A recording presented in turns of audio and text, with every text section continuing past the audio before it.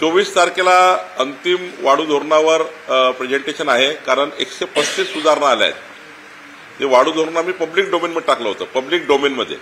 आता 135 त्यावर वेगवेगळे आक्षेप आले आहेत की हे केलं पाहिजे, हे केलं पाहिजे, हे केलं पाहिजे. चांगलं आहे, जनतेमध्ये प्रश्न केला, जनतेने सुचवलं, त्यातनं आता अंतिम वाढू धोरण आपल्याला येणाऱ्या 24 तारखेला प्रेझेंटेशन होईल आणि पुढच्या 7 दिवसामध्ये राज्यामध्ये चांगलं वाढू धोरण येईल, ज्यातनं वाळू माफिया हे तर पुढचे एका दिवशी संपणार नाही, पण पुढच्या 2 वर्षामध्ये डिमांड बेस सप्लाय आम्ही पूर्ण करू. जेवढी अमरावतीला डिमांड आहे तेवढा सप्लाय जर झाला तर आपल्याला पुढच्या काळामध्ये वाळू माफियागिरी आणि सर्वात महत्वाचं आम्ही जे वारंवार सांगतोय की जे सरकारी बांधकामं आहे आणि प्रायव्हेट बांधकाम आहे याला जे कॉन्क्रीट लागणार आहे त्या कॉन्क्रीटसाठी वाळूची गरज पडणार नाही.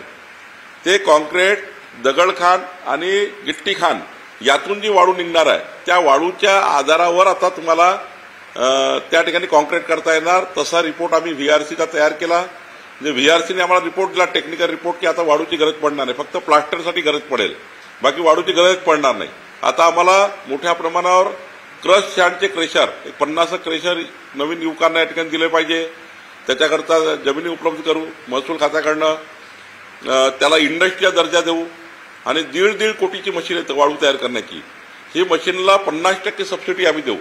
म्हणजे 50 नवीन क्रेशर जर वाळू बनवण्याचे तयार झाले तर ही जे माफियागिरी आहे तेवढा वाळू उपलब्ध झाला तर माफियागिरी बंद होईल. त्यामुळे एका जिल्ह्यात किमान 50 क्रेशर्स, नवीन क्रेशर हे सुरुवात करण्याची योजना आम्ही वाळू धोरणामध्ये आणतो आहे. आणि सँड रिव्हरचं वापरण्याचं प्रमाणच कमी करतो आहे.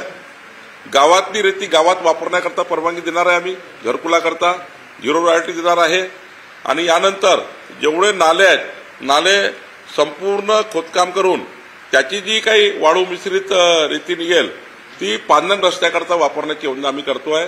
नागपूरला जसे आता आम्ही 8000 पांदन हाती घेतले आहे, अमरावती जिल्ह्यात सुद्धा शेतकऱ्याच्या पांदन बांधताना नाले सरळीकरण करणे, नाली खोदकाम करणे, सोबत पांदन रस्त्याचे बांधकाम करणे. त्यामुळं तिथे सुद्धा तुम्हाला मोठ्या प्रमाणावर दिसेल.